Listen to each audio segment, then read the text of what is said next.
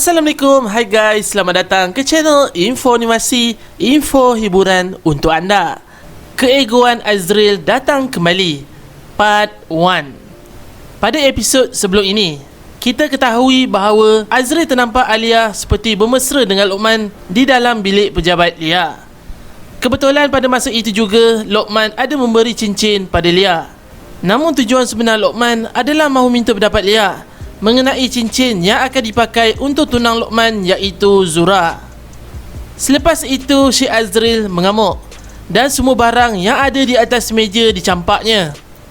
Hampa, kecewa, sakit hati, marah, geram telah bercampur menjadi satu. Azrael keluar dari biliknya dan pintu dihempasnya hingga menyebabkan Alia dan Luqman terkejut mendengarnya. Suzy pun menjelaskan apa yang berlaku sebenarnya. Azrael terus ke restoran untuk berjumpa dengan Faizal selepas mendapat panggilan darinya. Azrael pelik kenapa Faizal tidak datang ke pejabat. Faizal cuba mereka cerita pada Azrael dan beritahu bahawa Luqman seringkali bersama dengan Alia. Bak kata Faizal, kalau bertepuk sebelah tangan takkan jadi. Dia beritahu juga pada Azrael yang dia telah digantung kerja. Alia dan Luqman telah berpakat untuk mengatur satu konspirasi untuk menjatuhkan dirinya dan Azrael. Lia telah menyiapkan report mengenai kerugian projek banglo yang diuruskan sebelum ini dan menuduh dirinya salah guna kuasa dan seleweng duit syarikat. Setiap kata-kata penipuan Faizal membuatkan Azrael percaya. Bak kata Faizal lagi, "Aku dah lama kerja dengan kau. Kita pun dah kawan sejak sekolah lagi. Takkanlah aku sanggup buat macam tu kat syarikat kau. Masa kau sakit, aku yang jaga syarikat tu. At the end, ni yang aku dapat bila Lia Daman masuk dalam syarikat tu."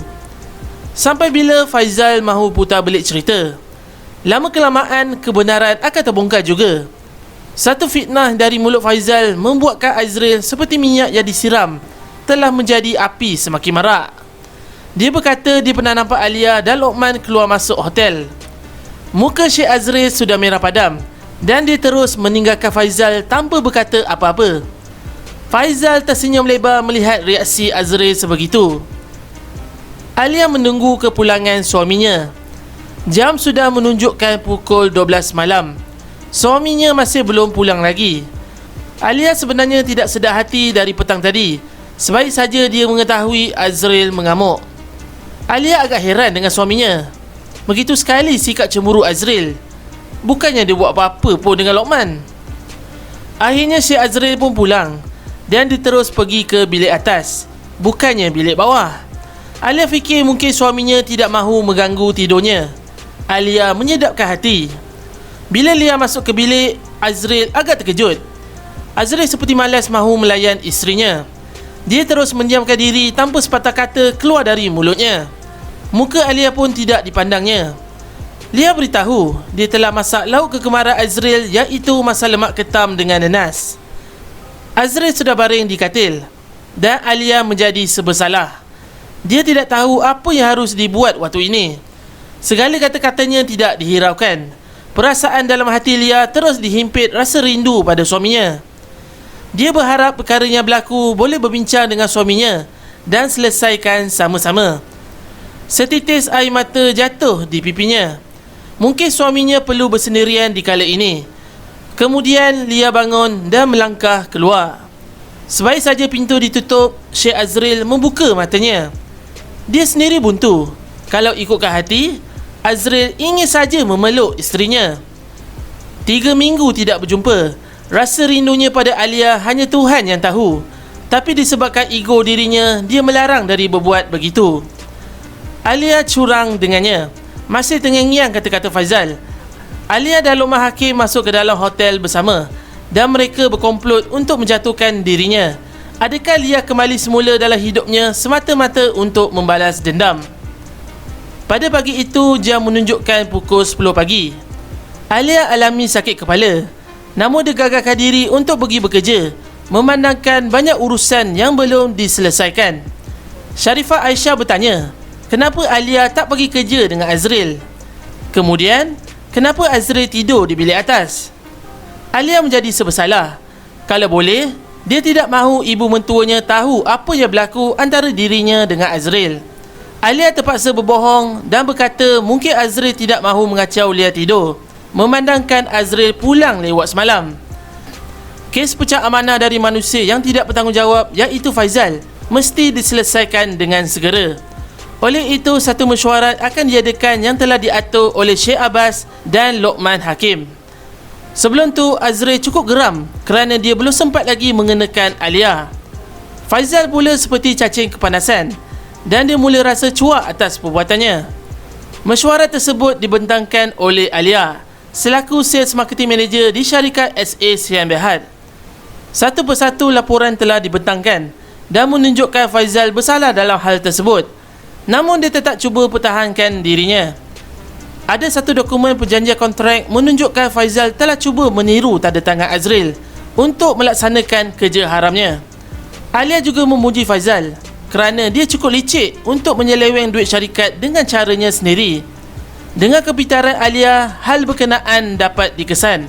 Sepandai-pandai tupai melompat, akhirnya jatuh ke tanah juga. Faizal hanya menundukkan kepalanya. Dalam mesyuarat itu juga, Alia telah membongkarkan siapa punya angkara semasa dia dan Azril ditangkap halwat. Alia ada menunjukkan satu foto Faizal bersama dengan seseorang. Rupa-rupanya Faizal dan abangnya Faris telah berpakat untuk kenakan Azril demi untuk menjatuhkan reputasi syarikat SA Sdn Bhd. Dan Alia pula dituduh cuba memerangkap anak orang kaya. Sebaik saja Alia menghabiskan kata-katanya, dia terus melangkah keluar dari bilik mesyuarat itu dengan hati yang puas. Ahli-ahli lembaga pengarah telah membuat keputusan bahawa Faizal dibuang kerja. Hubungan dingin antara Alia dan Syekh Azril seperti tak berkesudahan. Oleh itu, Alia bertekad untuk memperbetulkan segala masalah yang dihadapi. Kepulangan Azril ditunggu dan akhirnya dia telah sampai ke rumah.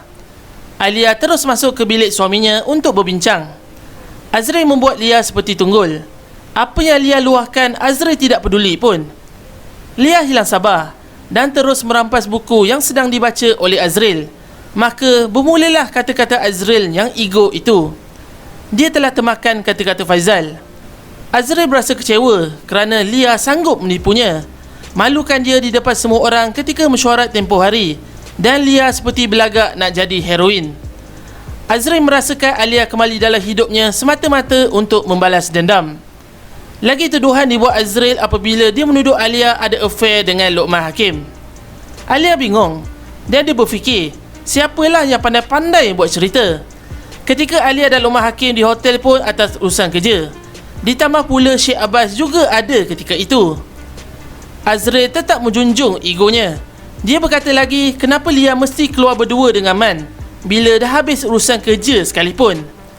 Alia terpaksa menyabarkan dirinya berhadapan dengan sikap ego Azril yang begitu tinggi. Alia menjelaskan bahawa semuanya berlaku hanya secara kebetulan.